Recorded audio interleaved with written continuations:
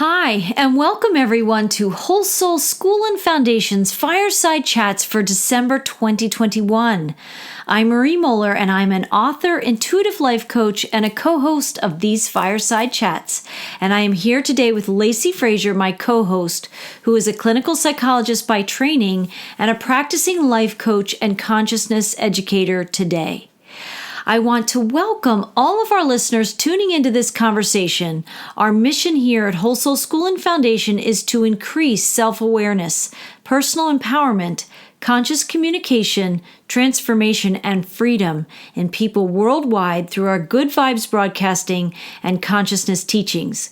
We believe that these conversations are the education and that they serve to support daily personal evolution and expansion within the incredible rising heroes and heroic souls who seek positive change, authenticity, and greater meaning in their lives. If you are listening to this and are inspired by our Good Vibes broadcasts and wish to pay it forward, we invite you to make a donation directly through our website at wholesoulschoolandfoundation.org.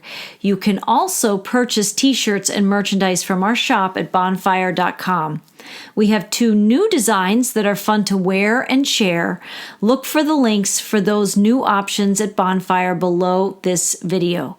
You will also soon be able to click a tab on our newly updated website that will soon be launching to easily check out our Bonfire shop from there as well. So stay tuned. And lastly, we are very grateful for all of our amazing donors who support us and the growth of this incredible vision and mission in these times when the world needs them the most. So we thank our donors and we very much appreciate you, each and every one. And welcome everyone. Welcome, Lacy, to our Fireside Chats conversation today. Awesome to be here, Marie. Can't believe it's the end of December 2021. Right? Yep. And we're going out with a crescendo moment here. We are. There's a lot to talk about today. We're going to dig ever deeper into the hero's journey. We certainly are going to be going in deeper today because we are really hitting the stage, one of the bigger stages in the hero's journey. But before I do that, I want to certainly welcome back all of our listeners and certainly those who have been following us over the last many months. I will go ahead and recap the stages of the hero's journey very briefly and bring us up to the ordeal, which is what we're going to be talking about most today.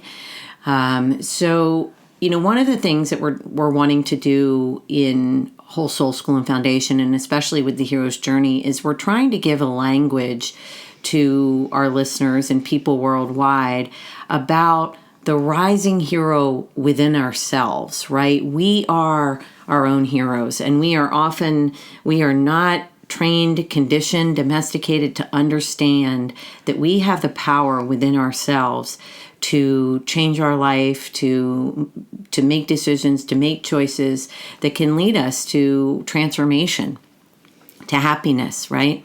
And so the hero's journey language is a language that is about empowering the inner hero to rise within each of us and to take the power back in our lives, right? Right. So I love Joseph Campbell's work, and that's really what we've been focusing on the last several months. So I want to just briefly remind our listeners. It's always so good, Lacy. Come on. I love summarizing. I must have been a closing attorney in another life. In any case, I want to just summarize the journey of the hero. And it begins with it begins with the ordinary world where we ourselves may find ourselves in a life that is, it's comfortable and it is ordinary and we're kind of getting bored by it maybe at some point. And we then start to feel that life, there's got to be something different. Sometimes that's the question that comes up is there's got to be something different. What else is there? Is this all there is? Is this the meaning of life? These are the sort of questions that begin to rise within us that we start to pay attention to. And often what happens is at that point, we get what Joseph Campbell calls the call to adventure, which is basically some kind of invitation to to step outside of the comfort zone, to step outside of the ordinary world and try on something new, whether it's a new job or a new relationship or a new school or whatever that may be, right? We're called to step out of that ordinary world, and the call kind of gets stronger and stronger. And he talks about as soon as we begin to think about answering that call, right? Right. We step into what he calls the refusal of the call, which is the stage in which a lot of the doubts and anxieties begin to rise inside of ourselves. A lot of fears come up. Oh, I can't do that. Why would I do that? That's too scary. I just want to just stay safe in my ordinary world. Nah, I don't really need to do that, Right. It sounds good, but I think I'm just going to stay right here where I am. I'm kind of happy with that old pair of slippers in the closet. Why have to break in a new pair, Right? Yeah. That's sort of the metaphor. And so we kind of move through the refusal of the call. And we begin to answer it, right? We say, no, I'm going to go. And miraculously, oftentimes, somebody appears in our life called the mentor. And that's some kind of guide who's just a little bit further ahead on the path, who is able to give you some reassurances, right? So able to give you some tools. And the one that knows for you that you have inside you everything that you need, but you're going to be calling out for the journey. The mentor is such a powerful, powerful person and guide, but it's a critical stage. Really critical. And yeah, I just love how you said that. I mean, the energy of it is just, it's a deep support. The mentor cannot walk the journey for you, but the mentor believes in you. The mentor knows you have all the skills needed inside to move forward, and it's a powerful role, and it's a powerful stage, and it often gives the hero the strength to keep going forward. Because that rising hero, even in those very beginning stages, can recognize in the mentor's eyes the path that's coming. It's almost like a reflection in their iris, right? You can almost see it, that they know for you, this is yours to do.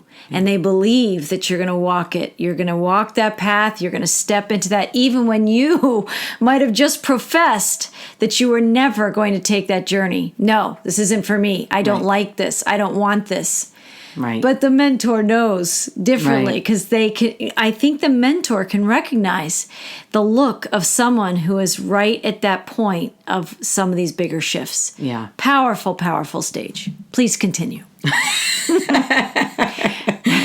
And the mentor really gives the hero, the rising hero within, or the hero, the encouragement and the strength to cross the threshold, which is the next big stage. Right.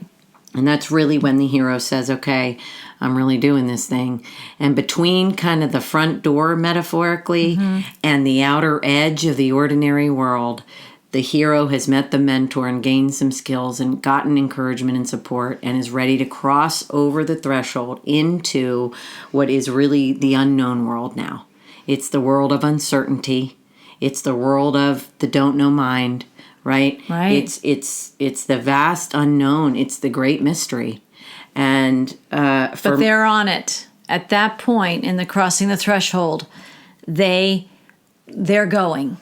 They're going, and what I could really feel is they don't know where they're going. No. That's what's really important here, is they don't know where they're going. They don't know if it's a dark tunnel, if it's do you remember that movie The Abyss? You probably don't. I don't. But I don't really even remember that movie that much, except that it was an ocean going movie where there was a submarine and they had to go way, way down into the abyss in the ocean, miles and miles and miles, and it's just dark and black and you can't see 10 feet in front of you. But they're going somewhere, and they're petrified the entire time. But it is a commitment to something bigger. We know there's a bigger version of us that's waiting, and we're going to cross that threshold. We're going to cross that bridge, and we're in it. Yeah. We're in it to win it in our own way, even though we don't even know what that means. we're committed to the essence of what that is. There's something inside us that's speaking through us and for us that's us, but it doesn't necessarily sound like the us that was just in the ordinary world. It may be uncertain, but it is a more confident. After you've gone through these other stages, you're more committed that you're going than you are to turning back. Oh, you know you're going. Right, 100%. But I also think it's important, and it's also important to know that you're going, but you don't always know where you're going. And that's the scariest part. I know, but there's something that, and maybe we're going to talk about this more today than the ordeal, but it's kind of a mini ordeal with yourself. Yeah. Because it is this conflict that's going on, this dialogue, I'm going, I'm not going, I'm going, I'm not going. And at the crossing the threshold, you have landed on, it's like, is it like the dandelion, she loves me not, that kind of thing, right? Or he loves me not. It's I'm going, I'm not going, I'm going, right? Oh my God, I'm going. Oh my God, I'm going. Like if you had done that with a dandelion, right? That's how it feels. And it's like, I am going. I don't even know what this means, but I am on the adventure and I am going. And you pack your bag if you have time to do that and whatever you might be experiencing in your life. Some people don't even have time to pack a bag. Right. It just depends how it shows up for you. But if you are packing a bag, you know you're still going, even if there's some whispers of doubts still going. That's part of the journey. The doubts will travel with you. They go with you until they convert into faith, until they convert into strength. Right? It's very, very powerful, every step of this journey. But please continue because I love the crossing the threshold stage. But then we move into tests, allies, and enemies. And so now that we've crossed the threshold into the abyss, yes, we meet people along the way. We face challenges along the way. We face tests along the way. We meet friends who help us along the way. We meet enemies who test us along the way. And all of those interactions that with the allies and the enemies and all the testing that goes on is all about skill building. It's all about getting deeply in touch with the power within ourselves, and we're gathering knowledge, we're gathering wisdom, we're gathering experiences, and we're learning from them. And we're gaining skills, and that world that was unfamiliar to us very recently through these tests, allies, and enemies, it becomes a little bit more familiar to us, right? We've journeyed into some different things and we learned the new landscape, right? We're learning the new atmosphere that we're in that is new to us. But after you've met some tests and allies and enemies, you start to get a little bit more of a feel for not knowing where you are, but being more confident inside yourself. Yes. Right? Yes. Yes. And then as we journey through the tests and we meet the allies and enemies, the next stage is approach to the Inmost cave, which is what we talked about last month. Right. Right. And that is where there's almost like a pause kind of in the journey, know, where the pause is outside of the metaphoric cave. We know there's something in there for us. We know it could get really scary. We know we could face our greatest fears in the cave. And we are really kind of rallying the troops. We are getting a last bit of wisdom and knowledge and skills and abilities we need to face whatever this is that we are about to face. Right. And that is approach to the Inmost cave. And that brings us, in our nice little short synopsis there, that brings us up to the ordeal, which is what we're really here to talk about today. And it's interesting, I kind of want to say this now, that I think what's important is a lot of the time sometimes we don't even know that we're on this journey. Right. We can think, like when I thought about retirement, I knew that was another stage in the journey, right? Or we thought about having children, that was another stage in the journey. Or we thought about buying the next house, that was a stage in the journey. But we didn't really know we were necessarily, that wasn't our language at the time. And I think that you and I have certainly faced some pretty serious ordeals, which we'll get into a little bit, at least the description of the ordeal in our life. But we didn't know that the whole time leading up to the ordeal that we were preparing for the ordeal. Right.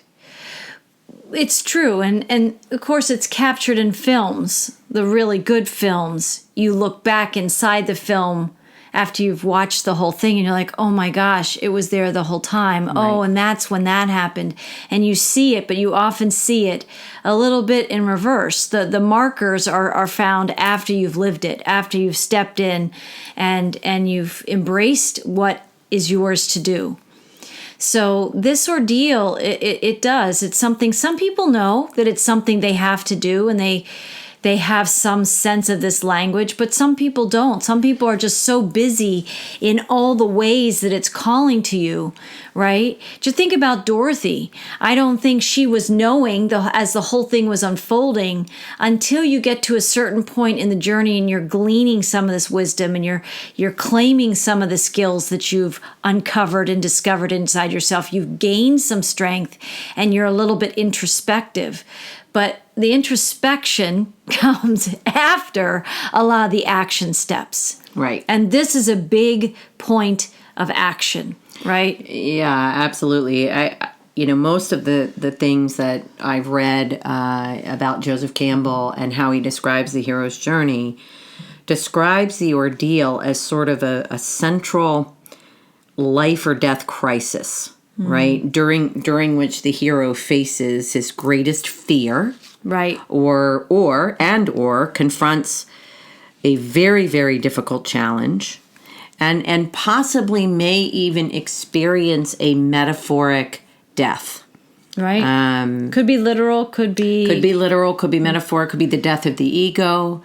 Could be the death of the old self, which is, I think that's what I talk about the most in my work with people. And I'd love to elaborate on that a little more because we move through a personal transformation journey from this sort of old conditioned self to a new self, a new way, new thought, new ideas and feelings and beliefs. But there's something that happens between these two things that requires the death of the old self.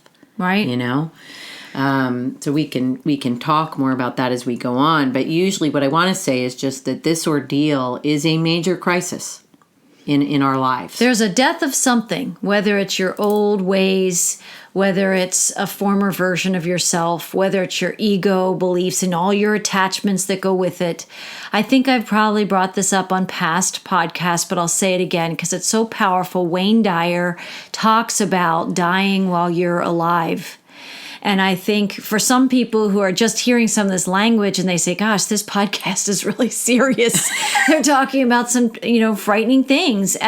But the hero's journey, we all are on this journey. So we all go through some kind of metaphysical, metaphorical, literal, energetic, conceptual, theatrical death. Some kind of dying to a version of yourself is taking place, and some kind of rising and emerging out of the ashes like a phoenix out of that experience. And the only way to rise is to go through this death and release process. And to be honest, sorry, Lacy, I'm just getting going here. I know, keep going. But the cycles and seasons of our world, right? We have fall, winter, spring, summer, right? And if somebody was looking for maybe an easier, a more palatable example, is that we have these gorgeous seeds that we plant in the spring, and they bloom in the summertime, right? And then there's the fall harvest where we're enjoying all the fruits of all that growth. And then there's the dying cycle in the fall and the stillness in the winter that's making way for the new growth in the spring. And I think however people need to conceptualize this, to connect with it so that it's not frightening, and in fact, it is the red carpet of life. This is your red carpet. These are your seasons. You have falls, winters, springs, summers, or however, right, you start that cycle in your awareness, spring, summer, fall, winter, right? But there is this process of growth, seeding new things, the growth of all those seeds, the germinations, the coming to fruition, the harvesting of that, and then the dying away to make way for the new again. So that, if that had been given to all of us as children, when we're going through an ordeal, when we're going through these seasons and cycles in our own lives, they wouldn't seem so scary or shocking, in fact. And they wouldn't have to be so daunting and so overwhelming. We would actually recognize this is a natural part of the many seasons of life, right? Yeah, it is a natural part of the many seasons of life, and you did that very nicely and gently, and so for people who want to understand it at a really simple, easy level, that's exactly right. And I think also at the same time, it's important to know that real personal growth and transformation that you and I have come to teach others about, that have come to embrace and honor, I have come to realize it is an absolute necessity. It's going to happen in life. So you can either move with it and flow with it and seek to understand it and put a new language to it and allow it, and right. Or you can resist it. You can fight it. Right. You can, and that's its own journey. And it will keep summoning you to go through the seasons and cycles that are required of you. Your soul wants to learn these things this lifetime, and this is the kind of way it's going to manifest, and it will come around again for you if you try and turn away from it. And we see this in many films, I just, always comes to mind. The Avatar, The Last Airbender, is one of the best examples of the refusal of the call, of the trying to turn away from what is yours. He was very clearly the avatar of that world. And for people who aren't familiar with Avatar, The Last Airbender, it's an animated film, and it's kind of a fictitious world, but it's a world we can see the hero's journey inside, because there's definitely all these elements. But there's a young avatar that's identified to be the avatar who is supposed to bring balance to a world anytime it goes out of balance. It's a big job. And he is identified, and his character's name is Aang. And when he is picked out and they know he is the avatar, they can recognize certain elements in his soul and his choices that he is the one. He doesn't want the responsibility of that. And he has a mentor, and the mentor has a very small amount of time to talk to him, but he doesn't listen to the mentor. And he turns away, and he runs away. And then, as these stories might go, he kind of gets frozen in an iceberg for about 100 years and then is released from that iceberg and found by some allies, it turns out. And he still has to accept the role and tasks that he is. Even the 100 years that had passed when he had refused the call. Right. The call still waited for him when he came out of the iceberg and came back to life. He still has the task of being the avatar. And then the rest of the show illustrates the things he must do, and he has some ordeals as well. And I think one thing you bring up here is the notion that the ordeal is not just one event necessarily, yes. Right? It's usually, in Joseph Campbell's language and in the stages of the hero's journey, the ordeal is definitely the first super uber big crisis. Yes. In anybody's story, in anybody's life story, in any feature film, it is, and usually that crisis, it could involve life or death. It could, like we've already said, it could involve our own death of our old self. It could also involve the death of somebody else. It could involve witnessing the death of somebody else or the near death of somebody else. Whatever it is a crisis within the hero that is designed at some level to alchemize and ignite transformation at the deepest levels. And shatter the tethers you had to the smaller version of yourself that lived back in the ordinary world. Right? Yes. So there is the tethers. this I like that. shattering of the tethers and the attachments we had to the former versions of ourselves that in theory we had said we knew we'd left, but now it's unmistakable because what's in front of us, we can't possibly face that and still be the person from the ordinary world that's really small and contracted and fearful and trying to avoid the journey that is ours. Something happens in every hero. You see it in every character in a film, in a book, where they know it's theirs to do. And that's what you see in this ordeal. It's not the option of running. It's this. Well, it's facing your greatest fears, which oftentimes Campbell also talks about facing your shadow. Right. Facing your shadow aspects. Right. Which may be the fear itself. Right. May be literally what you think, that you aren't up for the task, that you can't do these things, that you don't have the skills, but yet you are going to face that foe. You are going to face, and the foe could very well be fear, right? You are facing all those things that are the distraction from what you really must do. And it is a time, I don't think Joseph Campbell talks about this, but it's also a mastery of distractions, of all the things that would pull you away from doing the thing that which you must do. And the ordeal is stepping into that battle. It's stepping into the experience of what you must face, which might be slaying your own dragons. And then in addition to that, Lacy, facing and slaying your own dragons and becoming a mastery of being aware of the distractions in the ordeal, right? Because the hero has to stay focused on what is theirs to do. So there are distractions along the journey. But inside this ordeal and this incredible mounting conflict that we have to go through, this ordeal we have to face within ourselves, there are lessons. The teacher is in those things, is in the ordeal we must face, right? And we have to extract those lessons. We have to stay and keep our focus on what we're going through long enough as the layers of fear come up, as the layers of shadow come up, as the layers of what you are not come up to tempt you or distract you away from the gems of this journey that you're about to reclaim as you go through this scorching heat, whatever it might be, right?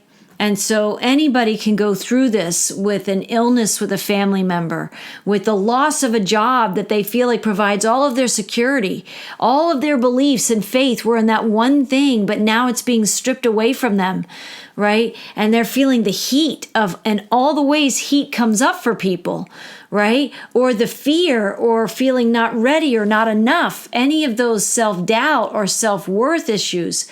Whatever it might be, this is designed for you to go deeper, dig deeper, and pull out inside of you so you recognize it's you. You have the skills to defeat, clear away, alchemize this thing. Yes. I have to jump in here because as you use the fire metaphor, when we are in the heat of the ordeal and we feel like we're on fire, because we are, at some level, on fire when we're in the middle of this life or death crisis. What I want people to understand is that fire is burning away. Yes. It is burning away the conditioning, the limiting beliefs, the I can't do it, the disbelief in the self, the I'm not enough, the I'm not worthy, I'm not strong enough. It's burning away your fears. Right. It's burning all those fears that have kept you from doing X, Y, or Z in your life get burned away in this fire. Yes. And having lived through that, I know what that's like. And it's gut-wrenching. It's gut-clearing. And I don't mean to be dramatic, and I don't mean to scare anybody. And the ordeal, like you said earlier, doesn't have to be as intense as I'm making it sound probably. But I do think it's important to say that while it's something that could look really scary, could feel really scary, it is something that is transforming and alchemizing you in amazing ways that you can't even imagine what's happening. But the mechanism of action, in my opinion, is that it's burning away all the things that have kept you from understanding and being who you really are.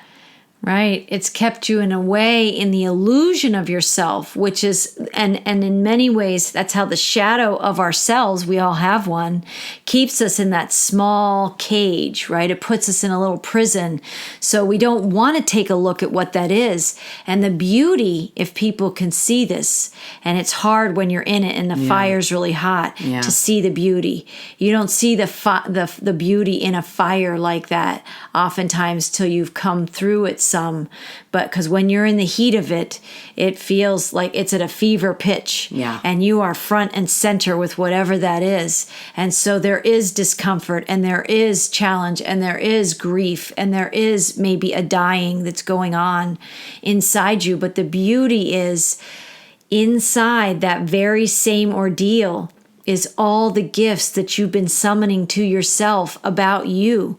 Like you said, Lacy, it's the parts of you that are your most beautiful aspects, but they've been covered up by the smallness you were wearing. Yes. It's been covered up by all these masks that you wear to make everybody else feel comfortable around you. And you're willing to live in this small life previously because stepping out into this bigger you just felt like impossible or unattainable or not something that you necessarily would say in that moment that you would have consciously chosen, particularly if you're someone who likes comfort.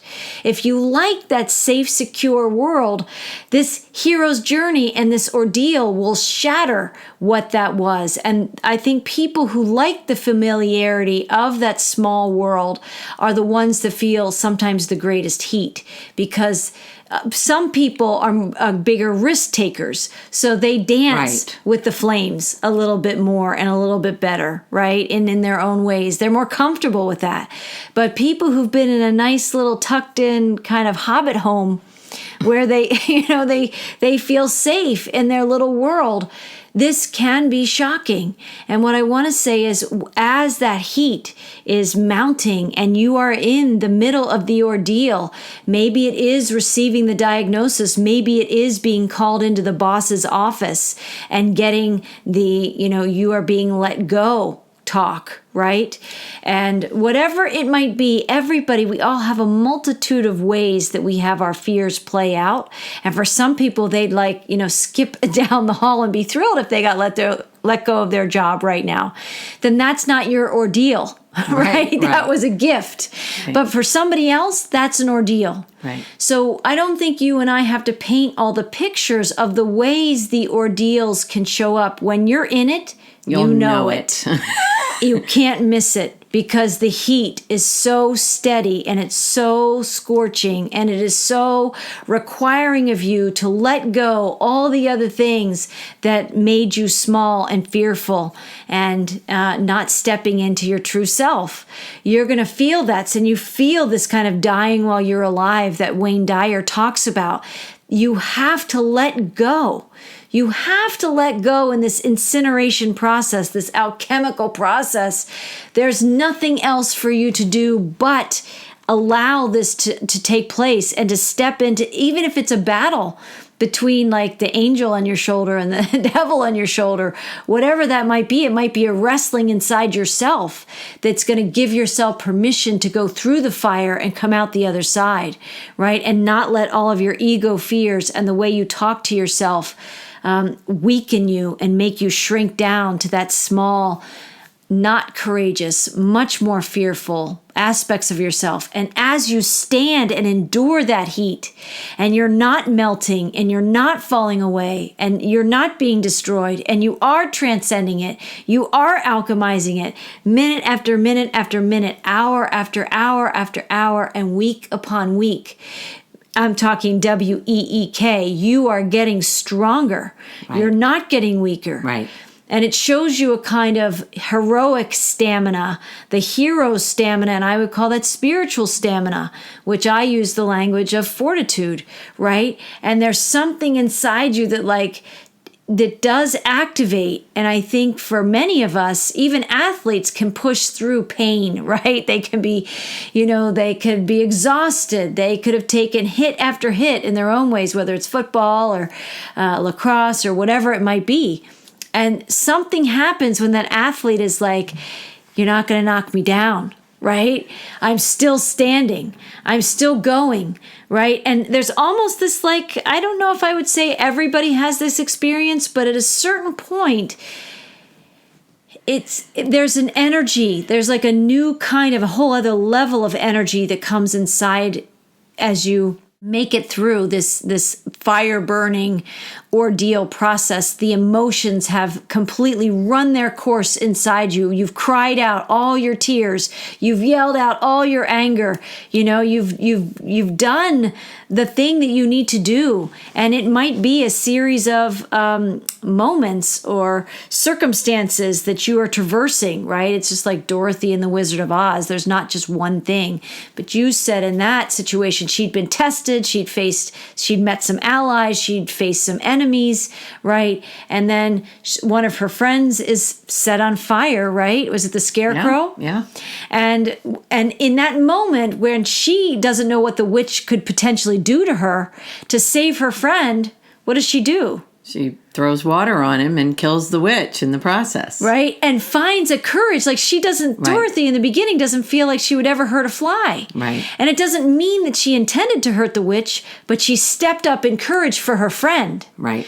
Right? That's an ordeal. Mm-hmm. Right? Something she didn't think she had inside her when faced with protecting her friends. She went the distance, and even when he was on fire and she felt her fire, they alchemized that situation and the enemy was vanquished, right? That's an ordeal moment. Yes. Very powerful. Yes, absolutely. And we see this again and again, and I brought up the last Airbender, the Avatar. We talked about Dorothy and the Wizard of Oz, and a great character is Harry Potter. Yes. Because that amazing character, and if he was a living, breathing being, we would say soul, because we can all identify that we're the Harry Potters of our own lives in our own ways. He faces ordeals in every single book of that series, and thus in every single movie. So he doesn't go through one ordeal. He faces this epic battle of life or death in each book, actually. Right. And then there's an ultimate ordeal in like the 6th or 7th book, right? And the Deathly Hallows. Well, not only that, right? I was thinking, that he ends up fighting Voldemort in the epic battle, in the Uber ordeal, in the 7th story, in the 7th book, right? But what's so interesting, Campbell talks about, a lot of this has to do with facing our own shadow, right? Right. Facing these fears that are within ourself, facing our worst fear, facing our shadow aspects. And Voldemort, remember, Voldemort is in Harry. Right. Do you remember now? So people who don't know the films or the books may not understand this, right? But Voldemort had sort of implanted a part of his soul in Harry. Harry was one of the Horcruxes. So in other words, Voldemort was actually a literal part of Harry's sort of shadow side.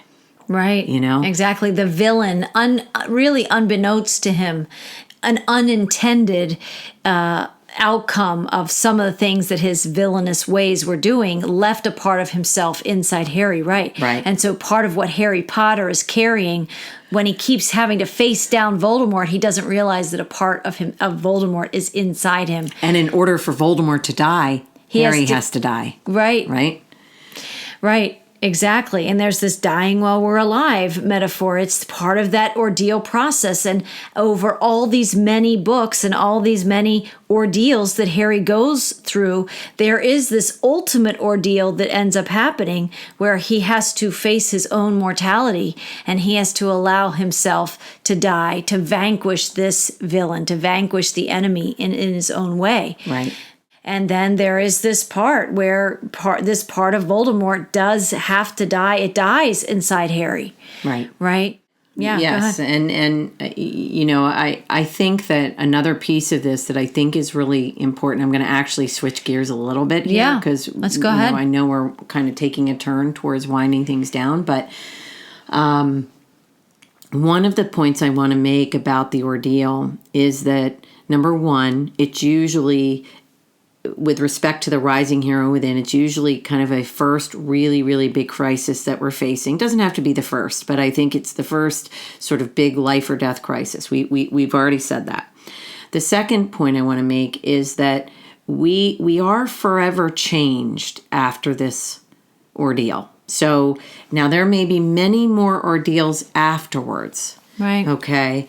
But it's really important to know that it does change us, and we will not escape that change. And in fact, the change, in my opinion, is always going to be good. It's always going to be transformative change because it's bringing you more in touch with the aspects of yourself that you've not really touched before and that are important for going on in your life. Right? So if you go through an ordeal that is very scary, but it requires resilience. Maybe it requires love. Maybe it requires patience and fortitude and all of these things. These qualities are getting called up inside of you. That's why we love heroes. That's why we revere them so much, because they've achieved and attained something inside themselves that all of us must know at some level, that we have a journey to make that's going to be like that's our own. But we love heroes. Why do we go to the movies? Right. Why do we like these characters in the stories? Because it's us. And so, but we love seeing that they got on the other side of that and got those jewels. They gained the courage. They gained the bravery. They had the peace amidst the pressure, right? They found their way to the other side when they weren't sure they're going to find it. And it gives others hope that they're going to find it too. And the more each one of us steps up to live in this way, faces our shadows, faces those dragons, looks in the face of fear, goes through the fire, right? And we come out the other side and we stand in the grace that happens when you've recollected these parts of yourself that were lost to you previously.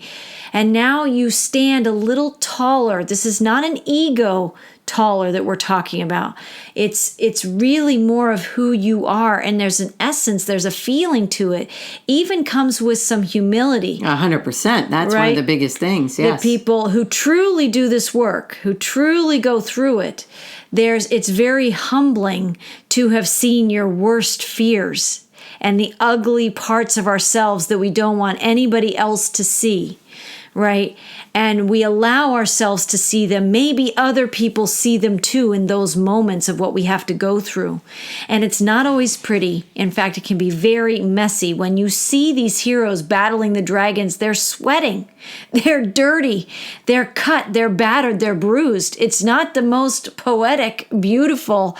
You're not in your pearly whites at that moment. You are really down in the trenches, digging deeper and fighting the dragons inside yourself or with somebody else or with another thing. Right. And then we do come out the other side and we do take a shower, we do clean up, and there's this integration process. And we'll be talking about more of these stages.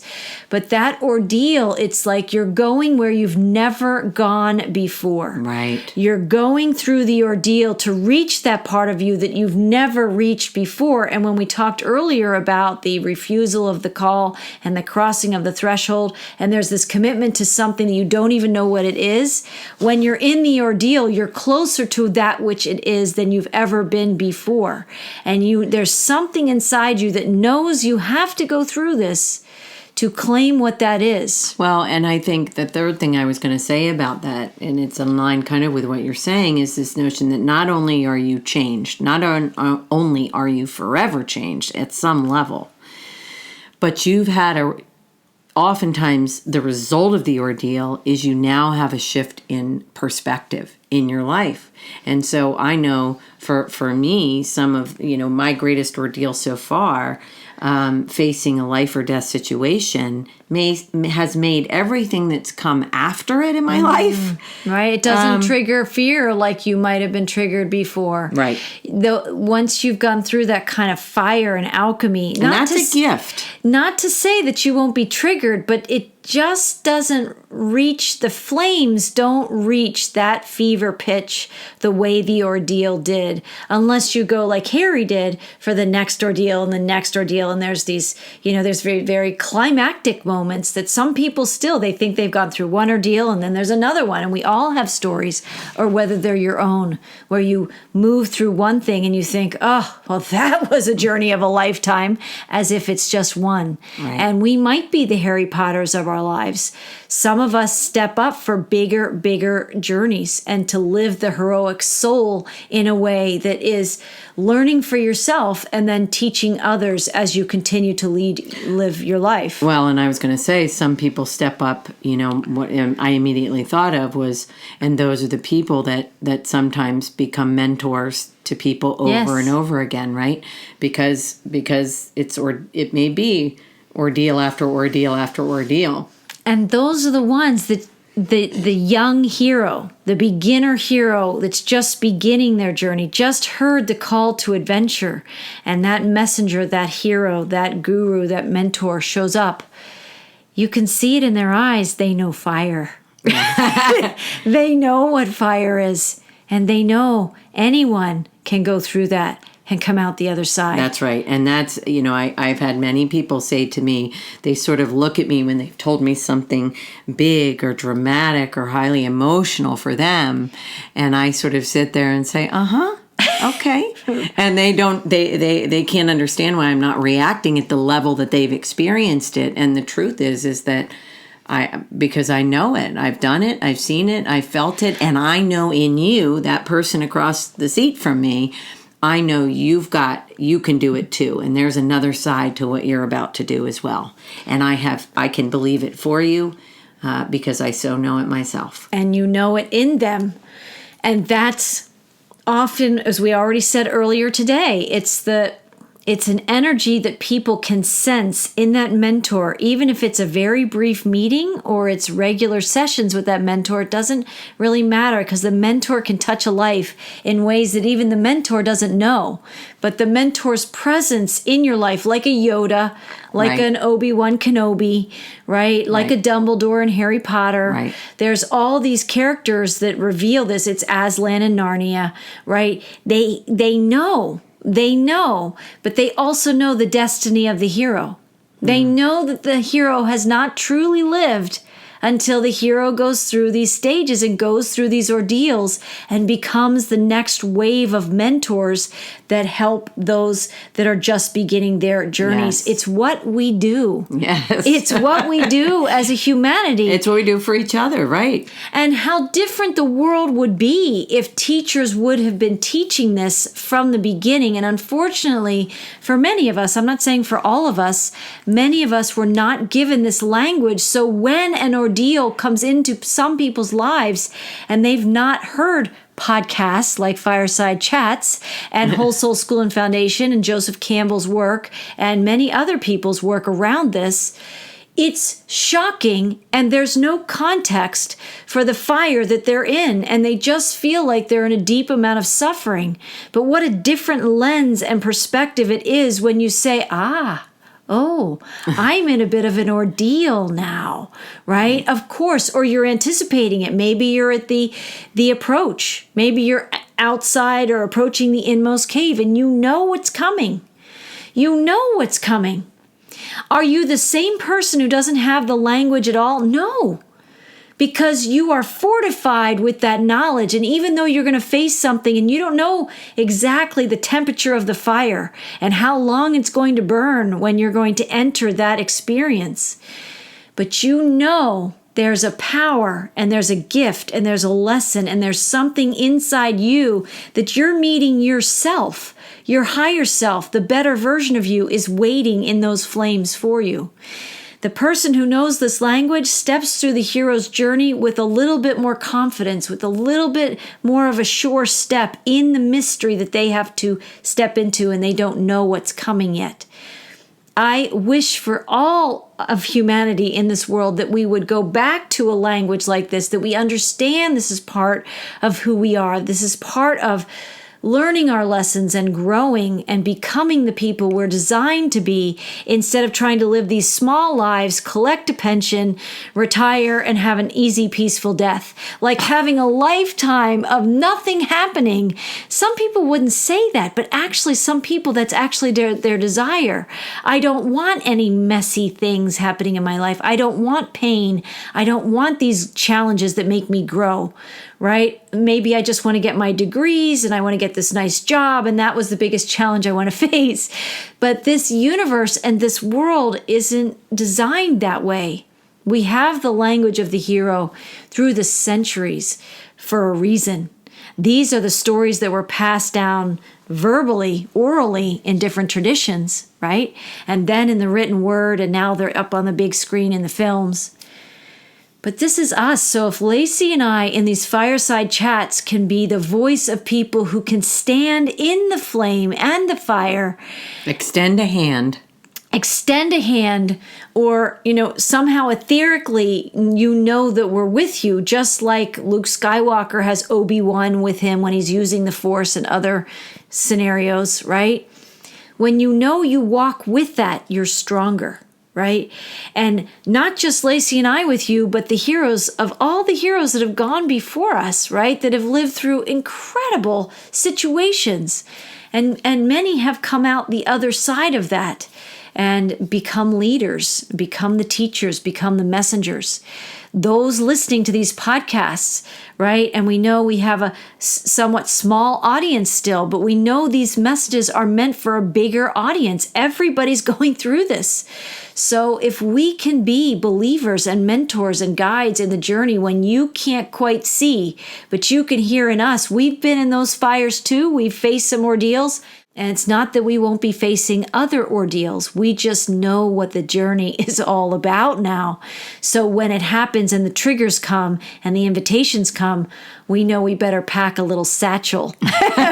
And we've got a journey to take, right? Right. And that's the same for you. So if you're in the middle of an ordeal right now, you have everything you need inside the heat of that experience to come through that, transcend that in some way, and glean some lessons from it. Even if you're the Harry Potter of your experience that's going to have a couple of other ordeals still to come, nothing is in vain. Everything that's happening in your life has purpose. Everything that you're awakening inside you is purposeful and it's powerful. So don't minimize it or trivialize it or devalue it. That's something else. Those are distractions, and that's the ego trying to get the upper hand when you're in the middle of the ordeal. Notice how the ego is going to keep trying to insert itself and saying, kind of like Finding Nemo, you can't do these things, Nemo. And that's when we have to say, yes, I can do these things. I came for these times, and I came to do this at this time. And when you can call up your strength in the face of that fear, you are vanquishing that shadow inside you that tells you that you can't do these things. And you grow to a bigger level inside yourself. The world needs people who are willing to go through and transcend these egoic fears and these shadows right now, so that we can have these leaders that come back with humility and have a true, genuine heart, who want to help more of humanity, whether it's your local community, maybe it's your family, right? Maybe it's your innermost circle. Whoever it's meant for, you got to go through it so you can be on the other side of it, so you can bring the gifts back and share it, right? It's a powerful, powerful journey. And I would ask people, and maybe you would say something. I know we're going to round this out, Lacy, but when you're watching films, we've been also conditioned to watch films for entertainment. But when you watch films actually studying the journey and how this character did it and how this character did it, I call up those characters all the time, whether they were real people or they were characters in films or in storybooks, because I call on the things they called up to help me in my own journey, right? That's also when we're not alone. You're standing with all the other avatars who've ever done it. You're standing with all the other mentors and heroes who've ever done it. You're not alone in that fire, even though you may feel like it. And it's really helpful when you stand strong and you feel all that support next to you and inside you. Yeah, and the only thing I would add, I mean, that was all just amazing and beautiful how you sort of laid that all out. The only thing I would add that I didn't hear you say is faith and trust. Right? Because if you actually like not erased, but sort of if everything you just said evaporated, Marie, just out of the air, the only two words I would want to leave somebody with are faith and trust. It's powerful. Yeah. Faith and trust. There is a bigger plan here. There is a bigger purpose to what you're going through. You may not have any idea what that is, but when you can trust it and when you can have faith and belief in some kind of larger plan for your life or for your own hero's journey, when you've got this language, it's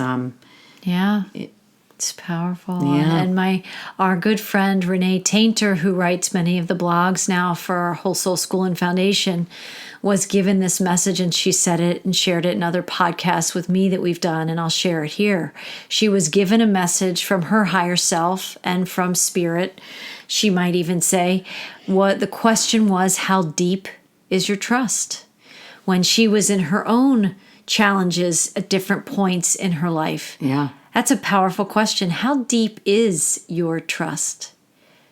How deep is your faith? Sometimes we go through the ordeal just to know just how deep it is being summoned to be, even if it isn't yet. Yes. Right? Because you're meeting your future self that wants to be your present self, but it hasn't fully formed yet. So we cultivate these scenarios so that we have to learn and become that faith, become that trust, become that level of surrendering to something much bigger than the smallest version of yourself that you thought you were. Right. It's really, really powerful work. I do think it's very poignant for these times. December 2021 has been quite a year for all of humanity on this planet. And we have a new year just beginning, right? There's these themes always at the end of a year and the beginning of a new one, endings and beginnings. And there is no such thing, like an ending is a new beginning, right? Right. And just like the hero dies to themselves, the smaller version, to become this larger self, it's almost a perfect time to be talking about dying to ourselves while we're alive, which Wayne Dyer gave us that insight.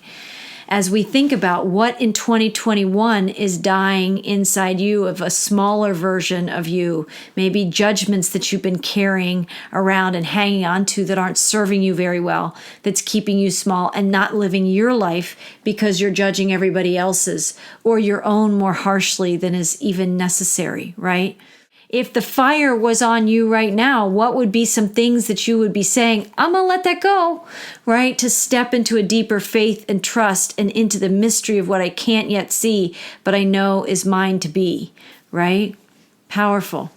So, yeah, I think that was a good point, Lacy, to close us out on that energy of faith and trust is what we're left with inside. And always, also, I would add, leading us into these questions of the bigger universe, the greater cosmos, the higher power, whatever their language is about that. So I know, want to wish everybody a happy new year in 2022. Yes, I think for me, I have some kind of anticipatory excitement about 2022, and I have no idea what that's about. But I'm gonna just put that out into the ethers and say that I think I've become so accustomed to embracing the twists and turns in life, the ups and downs, the changes, the transformations. And I'm excited. I mean, part of me would say, we can only go up, but I know better than to actually say that. Oops, I said that out loud. But I will say that I'm looking forward to 2022, and I'm looking forward to continuing talking about the hero's journey in the early months as we finish out the last several stages. And I hope that our listeners have found this helpful, especially as we round out December 2021 and this whole year, which has kind of been one big ordeal, for 2 years. Seriously, it's been an ordeal. Yeah, and no one's escaped it. No one's escaped it, right? It's powerful that it's touched us individually, and it's also touched us as a collective. So we're going to keep riding these waves of change and transformation for sure here at Whole Soul School and Foundation, as well as everywhere in our daily lives. And we would just continue to invite people to find us on your social media platforms, your favorite social media platforms, but you can also find us on our website at wholesoulschoolandfoundation.org. So we thank everyone. We wish you a happy new year, and we will see you again for another Fireside Chats in 2022. Blessings, everyone.